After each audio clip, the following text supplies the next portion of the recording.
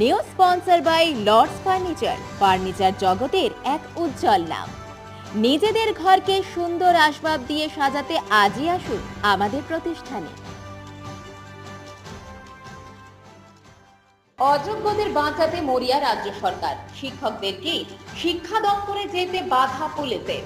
সোমবার যোগ্য শিক্ষক শিক্ষিকা অধিকার মঞ্চের পক্ষ থেকে আগাম জানিয়ে জেলা স্কুল পরিদর্শকের কাছে নির্দিষ্ট দাবিতে স্মারকলিপি প্রদান করার কর্মসূচি ছিল জলপাইগুড়িতে। সেই মোতাবেক সকাল থেকেই জেলার বিভিন্ন এলাকা থেকে মঞ্চের সদস্যরা জলপাইগুড়ি শহরের পিডব্লিউডি মোড়ে অবস্থিত ডিআই অফ স্কুল দপ্তরের সামনে সমবেত হন। সেখানে জেলা পুলিশ প্রশাসন আগে থেকেই অফিস চত্বরে প্রবেশ পথে বাধা সৃষ্টি করে রাখে শক্ত ব্যারিকেড দিয়ে। রাজ্য সরকারের এমন ব্যবস্থাপনায় কার্যত হতভম্ব হয়ে যান যোগ্য শিক্ষক শিক্ষিকা অধিকার মঞ্চের সদস্যরা। তারা আজকে ডেপুটেশন কর্মসূচির বার্তা ডিআই অফিসকে জানিয়েই এসেছিলেন। তাদের যদি ভেতরে ঢুকতে না দেওয়া হয় তাহলে ডিআই ম্যাডামকে বাইরে এসে তাদের ডেপুটেশন নিতে হবে। এই লড়াই চলবে, লড়াইয়ের শেষ নেই। যোগ্য শিক্ষকেরা কেন বারবার বঞ্চিত হবে?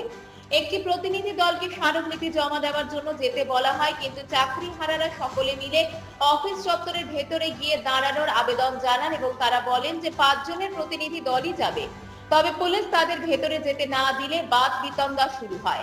অবশেষে 5 জনের প্রতিনিধি দল ভেতরে যান এবং স্মারকলিপি জমা দেন। স্মারকলিপি জমা দিয়ে এসে এক প্রতিনিধি সংবাদ মাধ্যমকে কি জানালেন আসুন শুনে নিন। আমরা অ্যাকচুয়ালি রাস্তায় অনেকদিন ধরেই আছি। আমরা 2016 not specifically found to be tainted, অর্থাৎ যাদের কোনো নাম কোনো সিবিআই লিস্টে নেই, কোনো বাক কমিটিতে নেই। আমরা দুর্নীতি মুক্ত শিক্ষক শিক্ষিকা। আমাদের বহুদিনের দাবি যে আমাদের যেন সার্টিফাইড লিস্ট দেওয়া হয় এবং সেটা পাবলিক ডোমেইনে আনা হয়। সেটা আমরা এডুকেশন ডিপার্টমেন্ট, এসএসসি, আমাদের যারা হায়ার অথরিটি, আমরা অনেকবার বলেছি। আমরা আজকে যে কর্মসূচি নিয়েছি প্রত্যেক জেলায় একই টাইমে একই সময়ে আমরা ডিআই অফিসে গিয়ে আমরা আমাদের সেই লিস্টটুকু দেখতে চেয়েছি।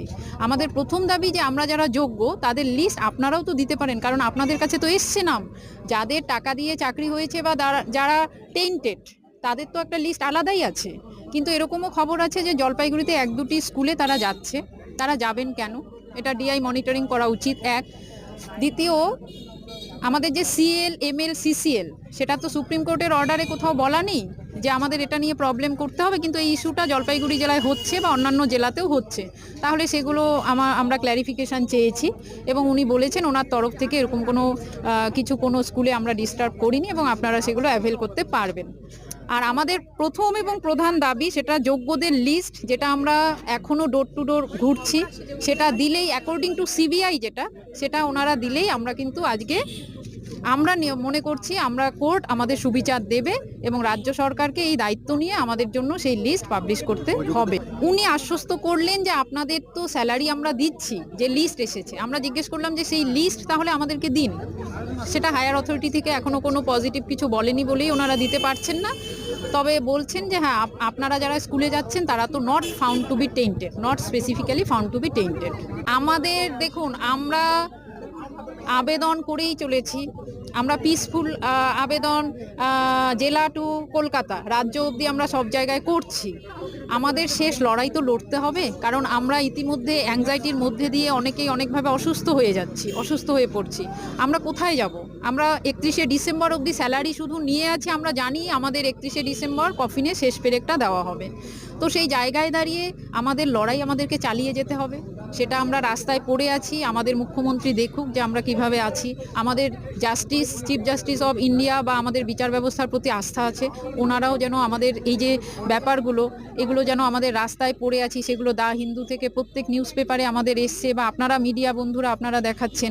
সেই জায়গা থেকে একটা গ্রাউন্ড তো নিশ্চয়ই তৈরি হওয়ার কথা। ভারতবর্ষে তো এখনো বিচার ব্যবস্থা নষ্ট হয়ে যায়নি। জলপাইগুড়ি মার্চেন্ট রোড আরবি দে কমপ্লেক্স সুবর্ণা, এখানে আপনারা পেয়ে যাবেন রকমারি গিফটের সম্ভার।